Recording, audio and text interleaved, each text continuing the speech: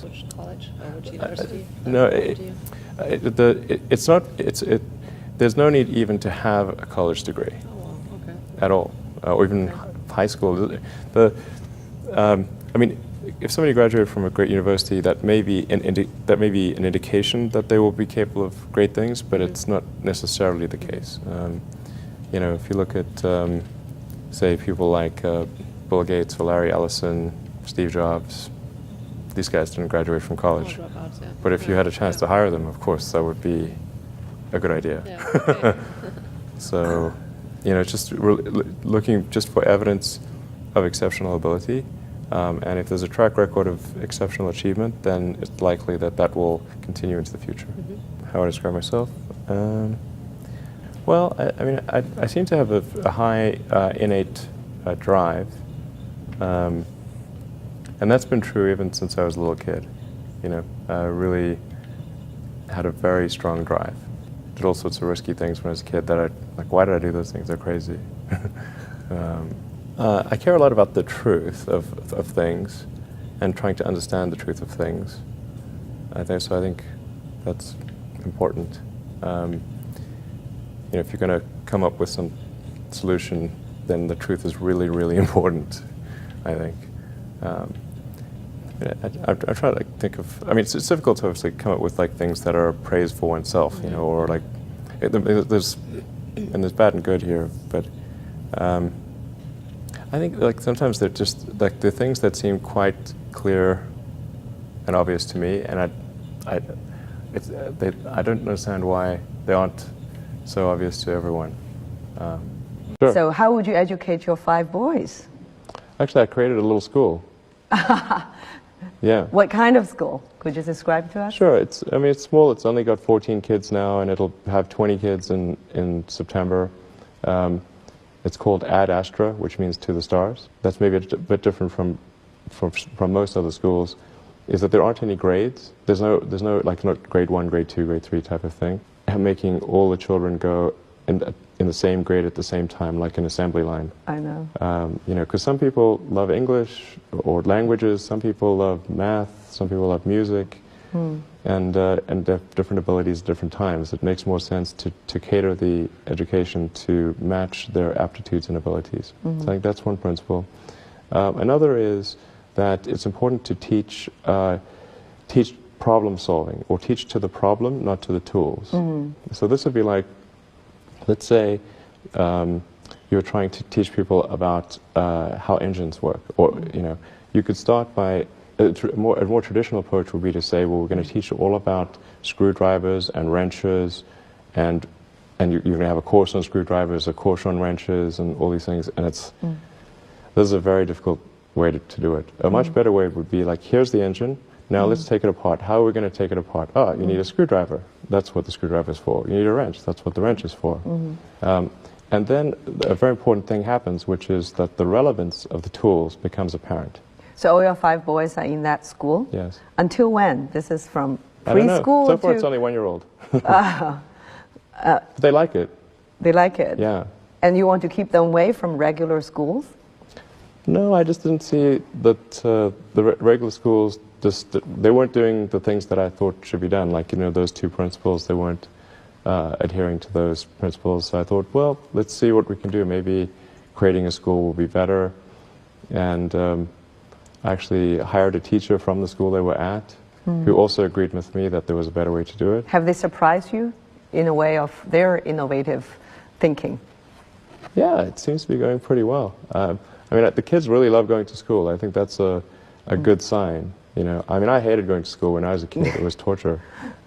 So the fact that they actually think vacations are too long, like they want to go back to school. Wow. Yeah, exactly. That's weird. I know.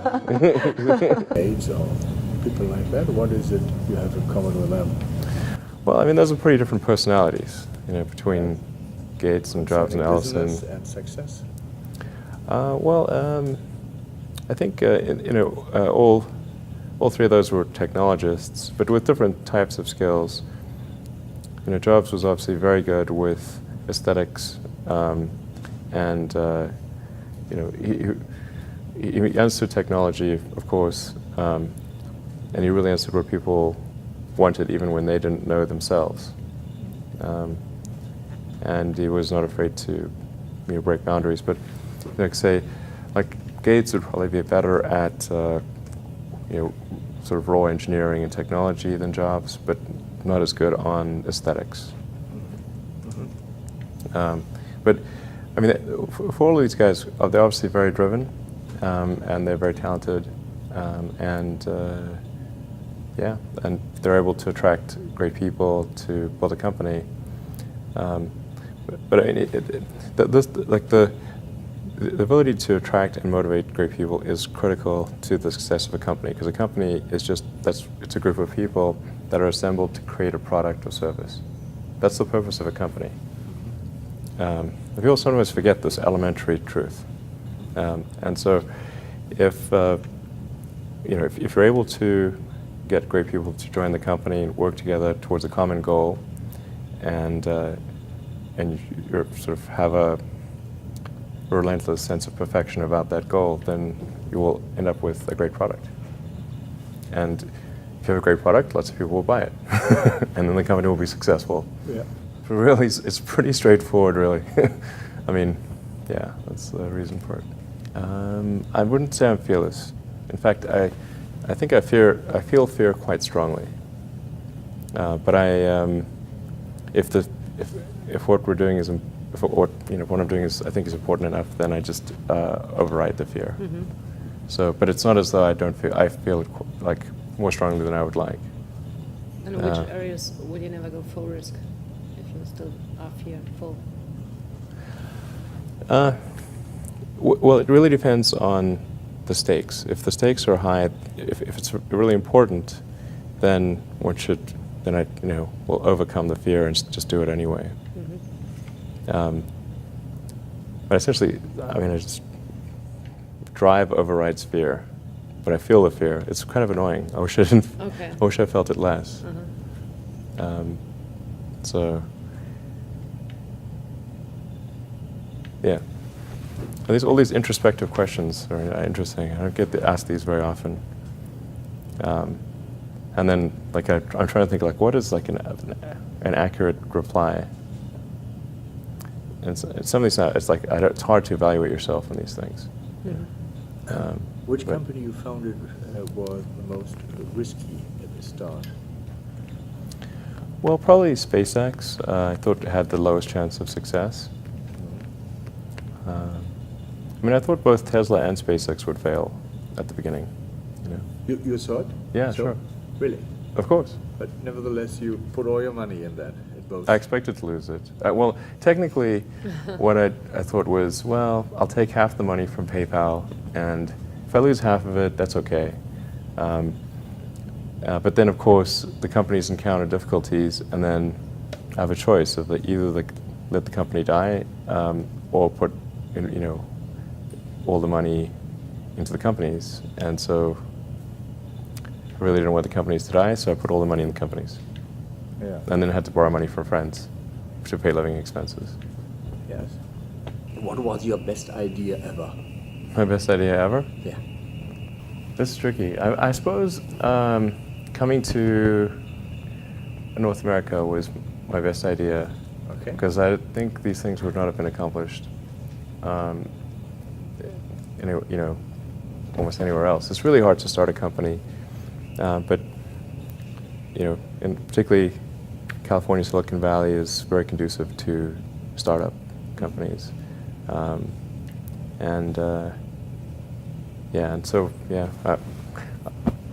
whenever I'd read books in South Africa, it would seem like the cutting edge of technology was in Silicon Valley, and so that's when I wanted to come and I wanted to move to this mythical place.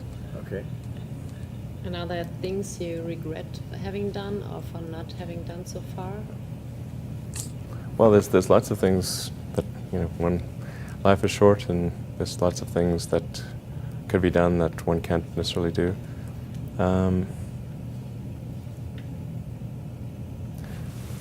these really are introspective questions. I think, I mean, overall, I think I'm pretty happy with what where things are. It's hard not to be, honestly. Yeah. You know. I'd be, yeah. Yeah, things are in a good place right now, and I mean, I'd like to, looking ahead, I'd like to see humanity go beyond Earth and have people on Mars. That would be really great. And to see widespread adoption of electric vehicles and renewable energy. These are great things. And yeah, I think those would be really, really cool.